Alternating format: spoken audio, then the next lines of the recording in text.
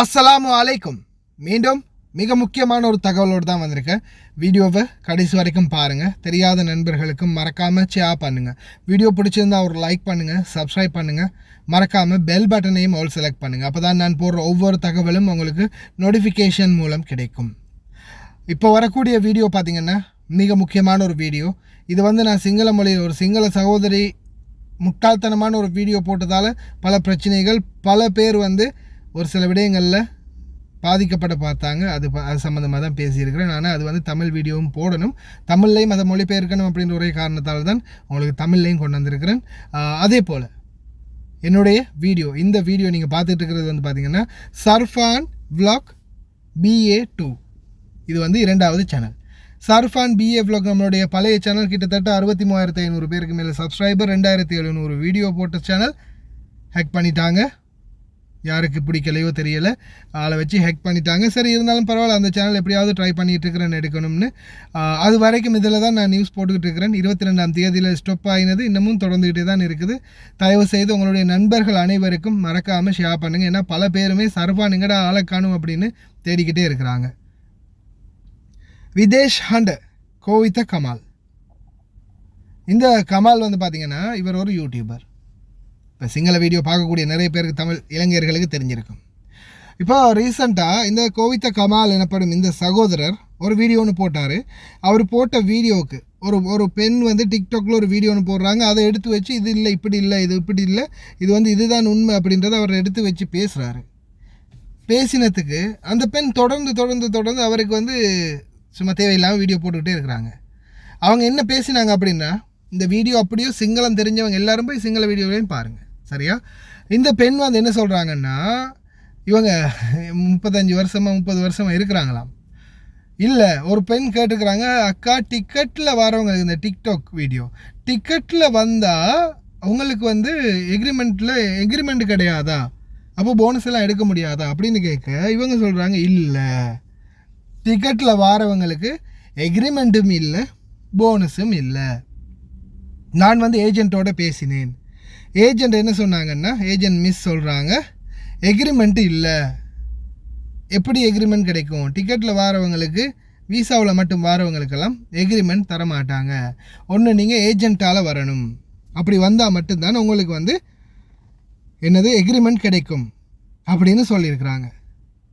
இப்போ இந்த சகோதரிக்கிட்ட நாங்கள் இவர் இந்த கமால் இதை தான் இப்போ சொன்னார், தெளிவாக சொன்னார். அப்படின்னா வீடியோ ஒன்று போட்டு சொன்னார், எக்ரிமெண்ட் இல்லாமல், கான்ட்ராக்ட் பேப்பரில் சைன் வைக்காமல் இந்த நாட்டுக்குள்ளே தொழிலாளராக நீங்கள் வந்தீங்கன்னா, சாதாரணமாக நீங்கள் ஒரு பணிப்பெண்ணாக இந்த நாட்டுக்குள்ளே வந்தீங்கன்னா, உங்களுக்கு எது நடந்தாலும், உங்களை கொன்று போட்டால் கூட, உங்களை கற்பழிச்சா கூட, இல்லை உங்களை கொண்டு போயிட்டு 1 மாதமாக 2 மாதமாக சித்திரவதை பண்ணிவிட்டு வெளியில் விட்டாலும் கூட எந்த ஒரு நியாயமுமே உங்களுக்கு கிடைக்காது.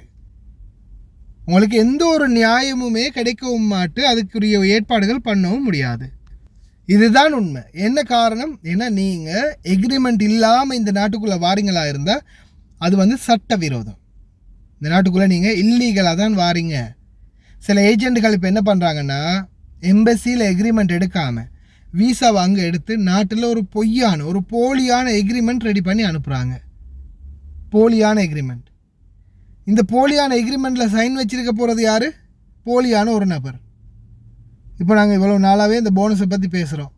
ஏன்னா இந்த போனஸ் அப்படின்ற பிரச்சனை வரும்போது தான் சிலர் சில சமூக விரோதிகள் இருக்கிறாங்க. இந்த யூடியூப்புக்குள்ளே, இந்த டிக்டாக்குக்குள்ளே சமூக விரோதிகள் உங்களுக்காக பேசுகிறோம், நாங்கள் உங்களுக்காக தான் இருக்கிறோம் அப்படின்னு மாறு தட்டிக்கிட்டு பேசுவாங்க. ஆனால் அவங்க செய்கிறது சொல்கிறது எல்லாமே கடைசியில் உங்களுக்கு பாதகமான ஒன்று தான். எதையுமே சாதகமாக செஞ்சுட்டு போக மாட்டாங்க. ஆனால் நாங்கள் அன்னையிலேருந்து இன்றைக்கு வரைக்கும் இந்த போனஸ் சம்பளத்தை எடுத்து கொடுக்கறதுலேருந்து இன்னும் எத்தனையோ பிரச்சனைகள் சம்மந்தமாக முயற்சி பண்ணிக்கிட்டே இருக்கிறோம். அல்ஹம்துலில்லாஹ். அதே மாதிரி நல்ல ஒரு அரசாங்கமும் வந்திருக்குது. இனிமேல் அந்த அரசாங்கத்துடைய உதவியால் நிச்சயமாக இன்னும் நல்ல உதவிகள், நல்ல செயல்பாடுகள் நம்மளுக்கு கிடைக்கும் அப்படின்னு நம்புகிறோம். அதே போல் முக்கியமாக இந்த எக்ரிமெண்ட், நீங்கள் இந்த எக்ரிமெண்ட் இல்லாமல் இந்த நாட்டுக்குள்ளே வேலைக்கு வரும்போது உங்களுக்கு நடக்கக்கூடிய எந்த ஒரு பிரச்சனைக்கும் தீர்வுகள் கிடைக்காது. இப்போ ரீசெண்டாக கூட 2 சகோதரிகளை பிடிச்சி இதில் வச்சு ரூமில் வச்சு அடைச்சி அவங்கள பாலியல் பலாத்காரம் பண்ணி கொஞ்ச நாள் அவங்கள அடைச்சி வச்சுருந்து ஒரு நபர் வெளியில் விட்டுருந்தார். அது சம்மந்தமான கேஸ் ஒன்று போயிடுச்சு, கோர்ட்டில் போயிடுச்சு. அந்த கேஸை விசாரித்தாங்க. அந்த கேஸை விசாரணை பண்ணிவிட்டு அதுக்கப்புறமா சரியான தகுந்த ஆதாரம் இல்லை. அட பாவிகளா, வீடியோ ப்ரூஃப், ஆடியோ ப்ரூஃப், எத்தனையோ ப்ரூஃப் இருந்தும் சரியான ஆதாரமும் இல்லை. அடுத்தது பிடிப்பட்டவங்கள்ட்ட அக்காமாவும் இல்லை. அப்போ என்ன ஆகுதுன்றதை பாருங்கள். அக்காமா இல்லாதது ஒரு காரணம், இன்னொன்று சரியான ஒரு ஆதாரம் இல்லாத காரணம். அக்காமா இல்லைனாலே அதுக்கப்புறம் நம்மளுக்கு என்ன வேணாலும் நம்மளே அக்காமா இல்லையா என்ன வேணாலும் பண்ணிக்கோங்கடா அப்படின்ற மாதிரி தான் சட்டம், அப்படின்ற மாதிரி தான் இருக்கு நிலைமை. ஏன் தெரியுமா? இன்றைக்கி பாருங்கள், அக்காமா இல்லையா டாக்ஸியில் போகணுமா 10 தினார், அதே அக்காமா இருக்குதா பஸ்ஸில் ஏறி போனால் ₹10. ஹாஸ்பிட்டலுக்கு மருந்து எடுக்க போகணுமா அக்காமா இல்லையா 30 தினார், அதே அக்காமா இருக்குதா ஹாஸ்பிட்டலுக்கு போனால் வெறும் 1 தினார், மிஞ்சினா 2 தினார், அவ்வளவுதான். அதே போல் பணம் அனுப்பணுமா, பணம் அனுப்புறதுக்கு வண்டி ஒன்று பிடிச்சி அதுக்கு ஒருத்தரை பிடிச்சி அவர்கிட்ட கொடுத்து அவர் போய் பணத்தை போட்டுட்டு பட்டுச்சிட்டு அனுப்புவார். அதுக்கு பார்த்தா 100 தினார் பணம் அனுப்பணுமா, வேறே 5 தினார் பணம் அனுப்புறதுக்கு பேங்குக்கு 1.25 தினார் வேறையா, பணம் அனுப்புகிறவருக்கு 5 தினார் வேறையா. ஏன்? அக்காமா இல்லை. இந்த அக்காமா இல்லாதது எவ்வளோ பெரிய ஒரு கஷ்டம் தெரியுமா?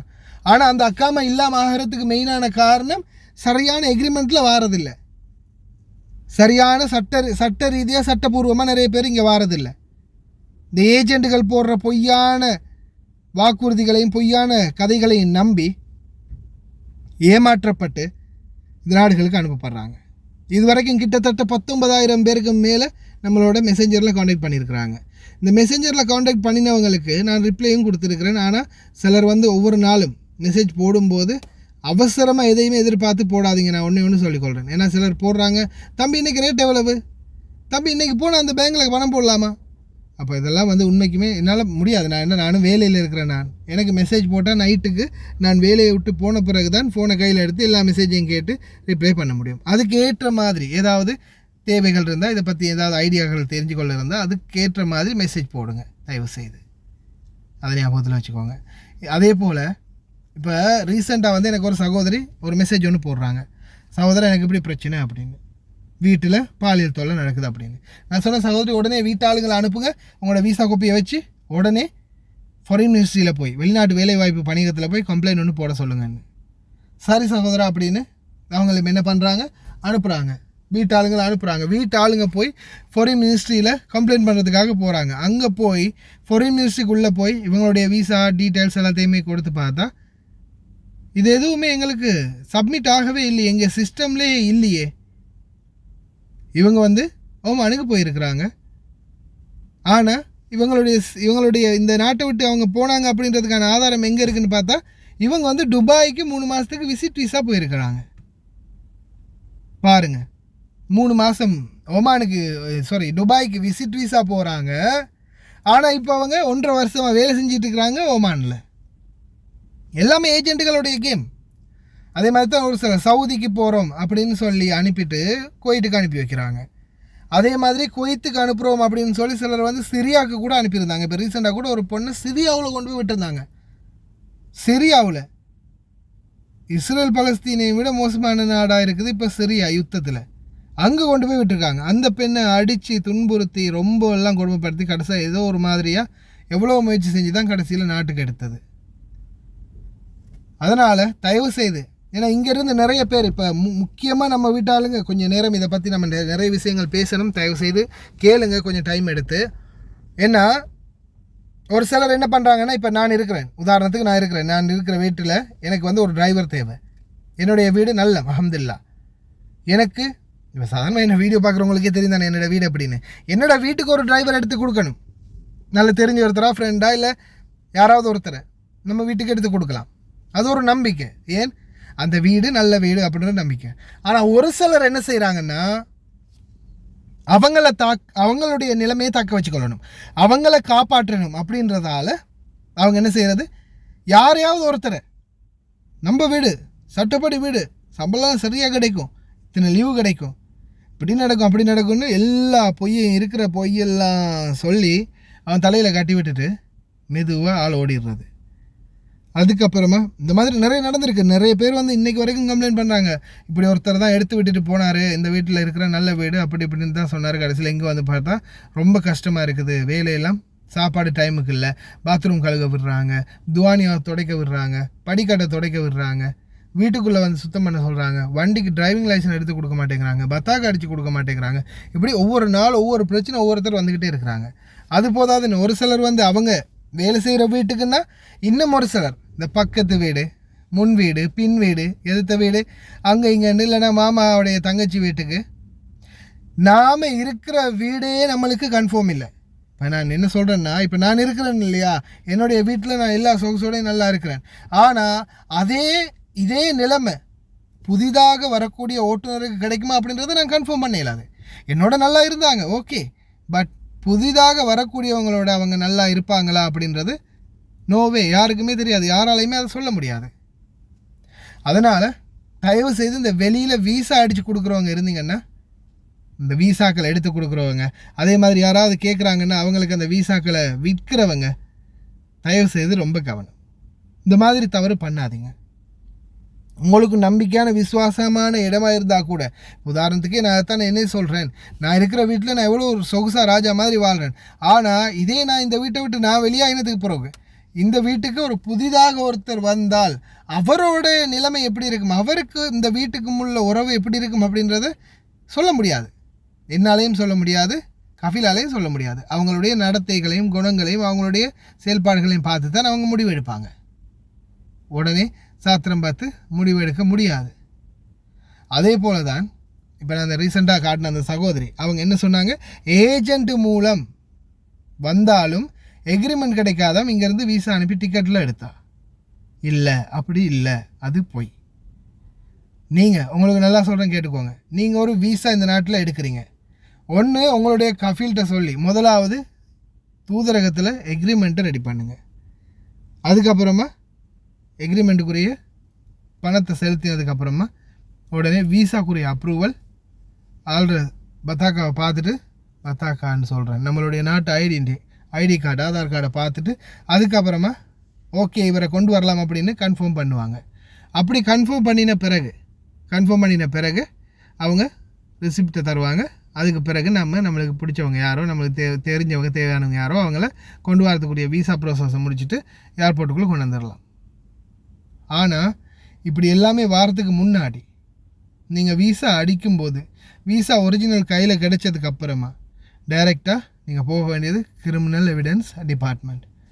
அதில் போயிட்டு செக் பண்ணுவாங்க. செக் பண்ணி ஃபுல் டீட்டெயில்ஸ் எடுத்துகிட்டு, ஒருவேளை இந்த நபர் அந்த நீங்கள் நாட்டிலேருந்து போலீஸ் சப்மிட் பண்ணக்கூடிய போலீஸ் ரிப்போர்ட், அடுத்தது இந்த நாட்டிலேருந்து ஒருவேளை போனவரா, அப்படி போயிருந்தால் அவர் மேலே ஏதாவது கேஸ் இருக்குதா, அதெல்லாமே செக் பண்ணிவிட்டு அப்ரூவலை கொடுத்துருவாங்க.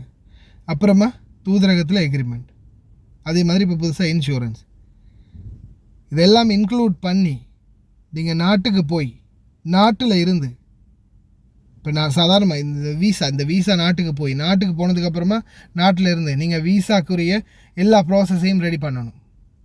சாதாரணமாக உதாரணத்துக்கு இலங்கையில் பார்த்தீங்கன்னா, முதலாவது நீங்கள் முதலாக இந்த நாட்டுக்கு வெளிநாட்டுக்கு வாரீங்கன்னா நிச்சயமாக நீங்கள் ட்ரைனிங் முடிக்கணும். ஃபஸ்ட்டுக்கு ட்ரைனிங்க்கு அப்புறம் அடுத்தது மெடிக்கலுக்கு போகணும்.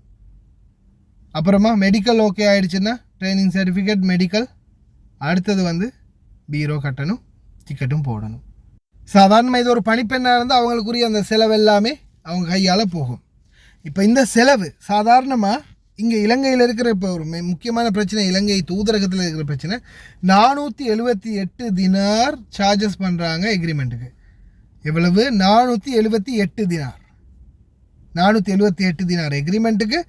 அதே போல் இன்சூரன்ஸோட சேர்த்தா கிட்டத்தட்ட 500 தினார் சொச்சம் வருது. இப்போ இந்த காசை எடுத்து, இப்போ சாதாரணமாக நான் ப்ரைவேட்டாக வீசா அனுப்ப சொல்கிறவங்களுக்கு நான் சொல்கிறேன், அந்த 500 தினாரோட உங்களுக்கு நாட்டில் செலவு பண்ணுறதுக்குன்னு பார்த்தா இன்னொரு 500 தினார் தேவைப்படும். எவ்வளவு? 1000 தினார். அப்போ இந்த 1000 தினாரை கொடுத்து உங்களை எடுக்கிறத விட அவங்களுக்கு சாதாரணமாக 850 தினாரோ அல்லது 750 தினாரோ கொடுத்து பிலிப்பியும் ஒன்று தூக்கிட்டு போகிறதுக்கு அவங்களுக்கு வந்து என்ன சொல்கிறது, ரொம்ப இதாக இருக்கும், இலகுவாக இருக்கும். அப்படி இருக்கிறதால என்ன செய்வாங்க, குவைத்திகள் விரும்ப மாட்டாங்க. அதனால் நீங்கள் முடிஞ்ச வரைக்கும் நான் என்ன சொல்கிறேன்னா, நீங்கள் குவைத்திகள்கிட்ட சொல்லுங்கள், இங்கே வந்து ஹவுஸ்மேட்டுக்கான பணிப்பெண்களுக்கான ஆஃபீஸ் இருக்குது, ஓட்டுநர்களுக்கான ஆஃபீஸ் இருக்குது. அந்த இடத்துல போய் நீங்கள் முதலாவது அவங்கள்ட்ட விசாரிங்க. இந்த மாதிரி எனக்கு ஒரு ஆளை கொண்டு வரணும், அவங்களுடைய பத்தாக்கா டீட்டெயில்ஸ் பாஸ்போர்ட் எல்லாமே இருக்குது, நீங்கள் வந்து வீசா அடித்து ரெடி பண்ணுங்கள் அப்படின்னு சொன்னால் உடனே நீங்கள் பேப்பரில் எல்லாம் ஓகே பண்ணி சைன் பண்ணி கொடுத்ததுக்கப்புறமா அங்கங்கே இருக்கிற மந்துக்கு அந்த மக்தப்களில் ஏஜென்சிகளில் இருக்கிற மந்துக்கு வந்து அதை ரெடி பண்ணுவாங்க. அதே மாதிரி அது நல்ல மக்தப்பை அவங்க தான் சூஸ் பண்ணணும். ஏன்னா சும்மா அந்த சின்ன ஒரு வேலை, அந்த பேப்பர் செஞ்சு கொடுக்குற வேலை, அதுக்கே வந்து பார்த்திங்கன்னா ஆயிரக்கணக்கில் லட்சக்கணக்கில் செலவானதாக கணக்கு காட்டுறாங்க.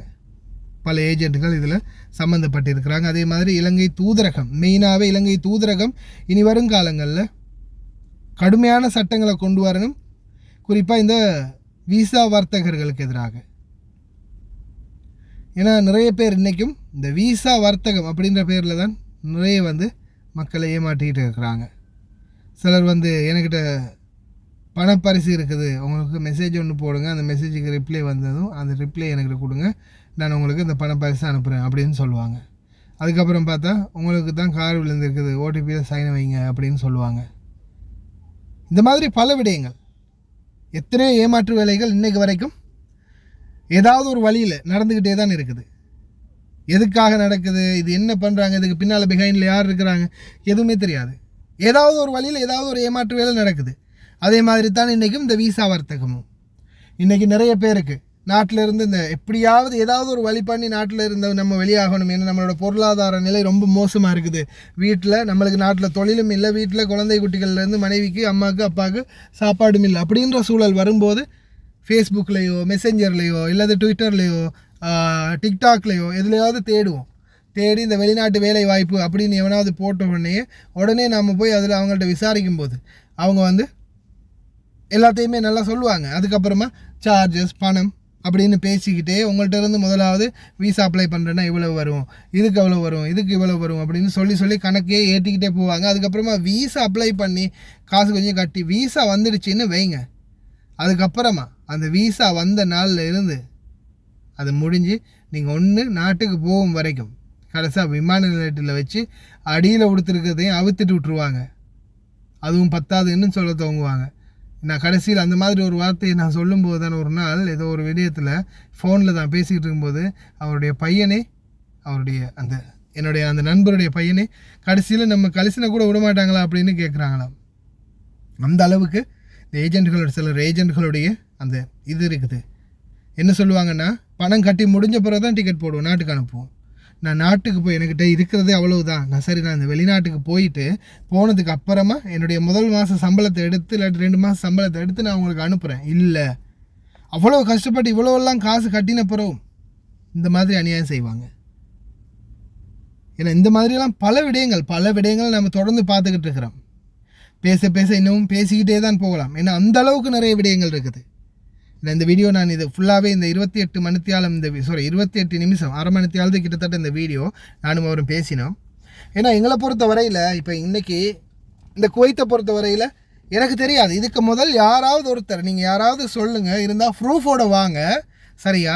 யாராவது ஒருத்தர் இந்த குவைத்தில் போனஸ் ஒன்று இருக்குது, மாதத்துக்கு ஒரு வருஷத்துக்கு ஒரு மாதம் போனஸ் இருக்குது, 2 வருஷத்துக்கு 2 மாதம் போனஸ் இருக்குது அப்படின்ற யாராவது ஒருத்தர் உங்களுக்கு சட்டங்களை பற்றி தெரிவித்தாங்களா? நீங்கள் வந்து ஏஜென்ட் சொன்னாங்களா? இலங்கை தூதரகம் ஒரு அவங்களுடைய பேஜில் கடந்த 2021ஆம் ஆண்டு அவங்களுடைய பேஜில் போடுறாங்க இதை பற்றி தகவலை போட்டுட்டு உடனே அதை கொஞ்ச நாள் போகல நீக்கிடுறாங்க. ஏன் செய்ய முடியாது? இப்போ இலங்கை தூதரகத்தை பொறுத்தவரை இலங்கை தூதரகம் தான் இந்த எக்ரிமெண்ட்டில் உள்ளுக்கு அட்டாச் பண்ணியிருக்கிறீங்க. அதே மாதிரி இப்போ ஏஜென்ட்களுடைய புதிய பில்லையும் நாங்கள் நேரத்தோட இதுக்கு முன்னாடி ஹலீம் சார் அவர்களுக்கு ரொம்ப நன்றி, அந்த கேஸை போட்டதுக்கு அப்புறமா உடனே என்ன பண்ணாங்க, ஏஜென்ட்கள் எல்லாம் அவங்களுடைய பில்களில் பின்னாடி இதை அட்டாச் பண்ணினாங்க. ஒவ்வொரு ஏஜென்ட் பில்லையுமே இப்போ பார்த்தீங்கன்னா இந்த போனஸ் கொடுக்கணும் அப்படின்றது மென்ஷன் ஆக்கப்பட்டிருக்குது. ஆனால் இவ்வளவு பவர்ஃபுல் இருந்தும் எங்களுடைய தூதரகத்தால் ஏன் அதை பெற்றுக் கொடுக்க முடியலை? இப்போது நான் முன்னாடி சொன்ன மாதிரி தான் இப்போவும் சொல்கிறேன். உதாரணத்துக்கு 100 தினார், சாதாரணமாக 100 தினார் இந்த நாட்டில் நாம் உதாரணத்துக்கு 10 பேர் எடுத்துக்கலாம், 10,000 பேர், லட்சக்கணக்கில் இருக்கிறாங்க. வெறும் 10,000 பேர் எடுத்துக்கொள்ளலாம். 100 தினார் மேனிக்கு இந்த 10,000 பேருக்கும் கூட்டி பார்த்தா கணக்கு எவ்வளவு பெரிய ஒரு கணக்கு வருது. 100 தினார் மேனிக்கு 10,000 பேருக்கு. உதாரணத்துக்கு தான் இது, இதை விட அதிகம். உதாரணத்துக்கு 100 தினார் 10,000 பெருக்கினா 10 லட்சம். 10 லட்சம் தினார். 100 தினாரை 10,000 பெருக்கினா 10 லட்சம் தினார். 10 லட்சம் தினாருக்கு எங்களுடைய இலங்கை காசு பார்த்தா கிட்டத்தட்ட 100 கோடிக்கும் மேலே வரும். 100 கோடிக்கு கிட்டத்தட்ட. இந்தியாவுக்கு பார்த்தாலும் கிட்டத்தட்ட ஒரு 50 கோடியாவது வரும் தானே. 45 கோடி 40 கோடி சரி வரட்டும், இல்லை ஒரு 30-35 சரி வரட்டும். இந்த பணம், இந்த போனஸ் என்றது எத்தனை பேருக்கு இல்லாமல் போயிட்டுருக்குது யோசிச்சு பாருங்க. நான் சொன்னது வெறும் 10,000 பேருடைய கணக்கு. 10,000 பேருக்கு, அதுவும் ஒரு மாத கணக்கு தான் நான் போட்டிக்கிறேன். 100 தினார் போட்டால் 100 கோடி. இப்போ இந்த கணக்கை நீங்கள் நல்லா யோசிச்சு பாருங்கள். 10,000 பேராக இருக்குது, கிட்டத்தட்ட 25 லட்சத்துக்கு மேலே இருக்குதுன்னு சொல்கிறாங்க வெளிநாடுகளில். குறிப்பாக அரபு நாடுகளில் இலங்கையர்கள், இந்தியர்கள் அந்த மாதிரி தானே வெளிநாடுகளில் இருக்கிறீங்க. இப்போது ஒவ்வொருத்தருக்கும் ஒவ்வொருவரும் 5 வருஷம் 10 வருஷம் 7 வருஷம் 8 வருஷம் 4 வருஷம் 2 வருஷம் 3 வருஷம் இப்படி வேலை செஞ்சவங்க இருக்கிறாங்க ஒவ்வொருத்தரும். இப்போது உங்களுடைய சாதாரணமாக நான் 10,000 பேர் சொன்னேன் இல்லையா, 10 லட்சம் பேருக்கு 200 தினார் மேனிக்கு 2 லட்சம் ரூபா மேனிக்கு 200 தினார் மேனிக்கு ஒரு 10 லட்சம் பேருடைய கணக்கை பார்த்தா யோசிச்சு பாருங்க. கிட்டத்தட்ட 2,000 கோடி. 100 தினாருக்கு தான் நான் சொன்னேன் 100 கோடின்னு சொன்னேன் 10,000 பேருக்கு. அப்போ 1 லட்சம் பேருக்கு 1000 கோடி. அப்போ 10 லட்சம் பேருக்கு 10 லட்சம் பேருக்கு எவ்வளோங்க? 10,000 கோடியா? இந்த காசெல்லாம் சும்மா யோசிச்சு பாருங்க. நம்ம சும்மா ஒரு ஆள் 2 பேர் நம்ம இப்படி தானே கணக்கு பார்க்குறோம். ஒரு மாத சம்பளம் ஒரு ஆளுக்கு 2 ஆளுக்கு. இது ஒரு ஆள் 2 ஆள் இல்லை, கிட்டத்தட்ட 20-25 லட்சம் வெளிநாட்டவர்கள் இருக்கிறோம். இலங்கையர்கள், இந்தியர்களையும் சேர்த்தா பல லட்சம். இந்த தொழிலாளர்கள், இந்த வெளியில் பிரைவேட் செக்டார், கவர்மெண்ட் செக்டார், அதே மாதிரி எல்லா நாடு, இந்த அரபு நாடுகள், Saudi, Qatar, Oman, Dubai, Bahrain, Kuwait, இந்த எல்லா அரபு நாடுகளிலும் இருக்கக்கூடியவங்க அனைவரையும் ஒன்று சேர்த்து அவங்களுடைய போனஸ் எல்லாத்தையும் பெற்றுக் கொடுத்தால், எவன்டா சொன்னது நம்ம நாடுக்கு பிச்சைக்கார நாடுன்னு? இந்த காசெல்லாம் பெற்றுக் கொடுத்தாலே, இது எல்லாத்தையுமே சரியாக மொத்தமாக நாம் பெற்று எடுத்துக்கொண்டாலே நம்மளுடைய நாட்டில் இருக்கிற பாதி கடனை அழிச்சிடலாம். இப்போ ரீசெண்டாக ஒரு சகோதரர் ஒரு வீடியோ போட்டிருந்தார். $200 நான் தாரேன், $200 நான் கொடுக்குறேன் அரசாங்கத்துக்கு கடன் அடைக்கிறதுக்காக, எப்படி அதை செலுத்துறது அப்படின்னு. அது ஏதோ ஒரு விஜயோட படத்தில் நாம் ஆதி காலத்திலே பார்த்துட்டோம்ப்பா. அதெல்லாம் இல்லை. நம்மளுக்கு கிடைக்க வேண்டிய எத்தனையோ விடயங்கள், நம்மளுடைய நாட்டுக்கு வர வேண்டிய எத்தனையோ சலுகைகள் சும்மா கணக்கில் எடுக்காமல் போயிட்டுருக்குது. அதில் ஒன்று தான் நான் இந்த சொல்கிற போனஸ். ஏன்னா நிறைய பேருக்கு அது புரிகிறதே இல்லை. இப்போப்பா சம்பளமே கொடுக்க மாட்டேங்கிறாங்க. ஏன் கொடுக்க மாட்டேங்கிறாங்க? அதை பற்றி கேட்க முடியலன்னா அதுக்கு தான் தூதரகத்தை நியமிச்சிருக்கிறாங்க. சம்பளம் இல்லாடி சம்பளம் பெற்று கொடுக்குறதுக்கு, ஏதாவது பிரச்சனைண்டா அசாதாரணமான சூழ்நிலை ஏதாவது இருந்தால் அதுக்கு சாதாரணமான சூழ்நிலையை உருவாக்கி தரத்துக்கு, அதுக்கு தானே அவங்கள நியமிச்சிருக்குது. உண்மையிலேயே நான் இப்போ பேசிக்கிட்டு இருக்கும்போது இந்த வேர்த்து வடிஞ்சிக்கிட்டு தான் இருக்குது. அந்த வீடியோவிலையும் அதே மாதிரி தான் வண்டிக்குள்ளேருந்து பேசிக்கிட்டு இருக்கிறேன், வேர்த்து வடிஞ்சிக்கிட்டு தான் இருக்குது. உண்மைக்குமே நாங்கள்லாம் இவ்வளவு கஷ்டப்பட்டு உங்களுக்கு இந்த தகவல்களை சொல்கிறதுக்கு காரணம், உண்மையிலேயே நாம் முட்டாளாகிட்டு இருக்கிறோம். இப்போ எங்களுடைய இலங்கையை எடுத்துக்கொள்வோமே. இலங்கையில் இப்போதைய சூழலில் பொருளாதாரம் முற்றிலுமே டவுன் ஆகி போய் இருந்துச்சு. அந்நிய செலாவணி, இது இலங்கைக்குள்ளே இருக்கிற காசு இல்லை, வெளிநாட்டு காசு, அந்நிய செலாவணி. இப்போ நீங்கள் பாருங்கள், எங்களுடைய நாட்டு இலங்கையர்கள் கிட்டத்தட்ட 25 லட்சம் பேர் இருக்கிறாங்க வெளிநாட்டில். இந்த 25 லட்சம் பேரில் நான் குறிப்பிட்டு சொன்னது ஒரு 10 லட்சம் பேர். அந்த 10 லட்சம் பேருக்கும் வரக்கூடிய கணக்கு எவ்வளவுன்னு பார்த்தா கிட்டத்தட்ட 10,000 கோடி. 10,000 கோடி ரூபாய் எங்கட நாட்டு காசு இல்லை, வெளிநாட்டு காசு, டொலராக வரப்போகுது. இந்த நாட்டிலிருந்து போக போகுது இந்த காசு 10,000 கோடி. 10,000 கோடி இல்லைங்க, இதுக்கு மேலேயும் வரும், எக்கச்சக்கமான கோடிகள் வரும். டொலர் கணக்கில் பார்த்தா பல பில்லியன் டாலர்கள் வரும். இந்த பணத்தை சரியான முறையில் சரியான ரீதியில் சட்ட ரீதியில் இங்கே வந்து அது கிடைக்க வேண்டியதான எக்ரிமெண்ட். இப்போ இன்றைக்கி பிலிப்பைன் எம்பசி எப்படி கொடுக்குறாங்க, பிலிப்பைன் எம்பசியில் வந்து பேப்பரை எடுத்து எல்லாம் ஓகே பண்ணினா தானே நாட்டுக்கே போக முடியும். அதே போல தான் இன்னொரு முக்கியமான விடயம், இன்றைக்கி நம்ம நாட்டில் இந்த நாட்டில் வரக்கூடிய தொழிலாளர்கள் எத்தனை பேர் எம்பசிக்கு தெரிஞ்சு இந்த நாட்டை விட்டு போகிறாங்க. வரும்போது பீரோ கட்டணுன்றானுங்க, எக்ரிமெண்ட் எடுக்கணுன்றானுங்க, இன்சூரன்ஸ் போடணுன்றானுங்க, ட்ரைனிங் போகணுன்றானுங்க, மெடிக்கல் போடணுன்றாங்க, இவ்வளோ பிடுங்குறானுங்க தானே. அப்போது நாங்கள் ரிட்டர்ன் போகும்போது மட்டும் எதுவுமே கணக்கில்லை. நீங்கள் போனாலும் சரி செத்தாலும் சரி, ஆனால் வரும்போது மட்டும் எல்லாமே ரெடியாக எல்லாம் பக்காவாக இருக்கணும். ரொம்ப ஸ்ட்ரிக்ட். ஆமாம், ரொம்ப ஸ்ட்ரிக்ட் அதிகாரிகள். அதே இங்கேருந்து போகும்போது ஒரு இல்லை. உண்மையிலேயே சொல்ல போனால் ஏன் இன்னைக்கு எத்தனை பேர் உடுத்திருந்த உடுப்போட ட்ரெஸ்ஸோட ஹவுஸ்மேட் உடுப்போட கொண்டு போய் வண்டியில் ஏற்றினாங்க, ஃப்ளைட்டில் ஏற்றினாங்க. எத்தனை பணிப்பெண் இன்னைக்கு தன்னுடைய உடுப்போட போனாங்க. நாட்டில் இவ்வளோ காலம் கஷ்டப்பட்டு 6 வருஷம் 8 வருஷம் 10 வருஷம் 2 வருஷம் 5 வருஷம் கஷ்டப்பட்டு வேலை செஞ்சு அந்த வீட்டில் இவங்களுக்காக இவங்களுடைய குழந்தைகளுக்காகவும் கஷ்டப்பட்டு அதுக்கப்புறமா அவங்களுடைய குழந்தைகளுக்காக உழைச்ச சம்பளத்தில் கொஞ்சம் கொஞ்சமாக குருவி சேர்க்குற மாதிரி சேர்த்து வீட்டுக்கு கொஞ்சம் கார்கோ போகிறதுக்கு கொண்டு போகிறதுக்கு நகை, ஃபோன், லேப்டாப், கொஞ்சம் உணவு சாமான்கள், உடுப்பு சாமான்கள், இப்படி எல்லா பொருட்களையும் சேர்த்து வச்சா எதுவுமே சொல்லாமல் சில உண்மையிலே சில கயவர்கள் கொண்டு போய் என்ன செய்கிறாங்க, ஏர்போர்ட்டில் விட்டுடுறாங்க. இதை தட்டி கேட்கணும், இதை பற்றி விசாரிக்கணும். யாரு விசாரிக்கிறது? இங்கேருந்து வரும்போது இந்த மக்களை, இங்கேருந்து போகும்போது அந்த மக்களை நல்லபடியாக அனுப்பி வைக்கணுமா இல்லையா? இங்கே வரும்போது எக்ரிமெண்ட்டுக்கு காசு, ஏஜெண்ட்டுக்கு காசு, எம்பசிக்கு காசு, வாரம் போகிறவன் எல்லாருக்கும் காசு. இவங்களை வச்சு இந்த காசு பார்க்குற இவனுங்க எல்லாருமே ஏன் இவங்க இந்த நாட்டை விட்டு போகும்போது இவங்களை பற்றி சிந்திக்கிறது இல்லை? இதை பற்றியெல்லாம் நாங்கள் பேச வந்தால் எங்களுடைய சேனலை ஆளை வச்சு ஹேக் பண்ணுவானுங்க, எங்களை சிஐடியில் தூக்க வைப்பானுங்க. எவ்வளவெல்லாம் கூத்து காட்டுறாங்க தெரியுமா? எவ்வளவெல்லாம் தாங்கிட்டு இருக்கிறோம் தெரியுமா? நீங்கள்லாம் நினைக்கிறீங்க இதை ஏதோ சும்மா உட்காந்து பேசிக்கிட்டு இருக்கிறான், அட போடா வாழ்னு பேசிக்கிட்டு இருக்கிறேன், சும்மா கொஞ்சம் ஷோட்டா முடிங்க பிரதர்.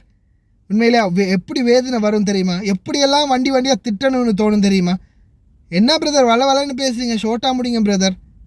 பிடிங்கிங்களா? கடுப்பாகுங்க சில டைமில். அப்படி நம்ம அவ்வளோ கஷ்டப்பட்டு நம்ம மக்களுக்கான பிரச்சனைகளை யாருமே நம்மளுக்காக குரல் கொடுக்குறாங்கல்ல, முன் வராங்கல்ல, நாமளாவது நம்மளுடைய மக்களுக்காக குரல் கொடுக்கணும், முன் வரணும் அப்படின்னு முயற்சி. ஏன் இன்னைக்கு வரைக்கும் எத்தனை பேர், கிட்டத்தட்ட ஆயிரக்கணக்கான பேர் இந்த போனஸ் எடுத்தாங்க. எப்படி எடுத்தாங்க? யாருக்கு தெரிஞ்சது இந்த போனஸ்? சிலருக்கு வந்து ஆட்டோமேட்டிக்காக கொடுத்தாங்க, சட்டம் தெரிஞ்சவங்க படித்த மட்டங்கள் சிலர் வந்து ஆட்டோமேட்டிக்காக கொடுத்தாங்க.